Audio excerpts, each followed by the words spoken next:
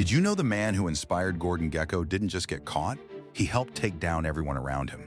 Ivan Boesky made $200 million in the 1980s trading on stolen tips about corporate mergers. He even gave a commencement speech where he told graduates that greed is good. Oliver Stone heard it and built an entire movie around it. Then the SEC knocked on his door, and Boesky didn't fight. He didn't run. He folded instantly. He agreed to wear a wire against his own partners.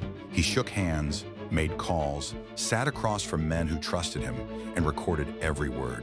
Those recordings brought down Michael Milken and triggered the largest securities fraud prosecution of the decade. Milken paid $600 million in fines and served nearly 2 years in prison. Boesky also served 2 years for $200 million in fraud and secretly dismantling an entire financial empire. The system didn't just forgive him, it rewarded him for betraying everyone the moment it became convenient. That's the part they left out of the movie.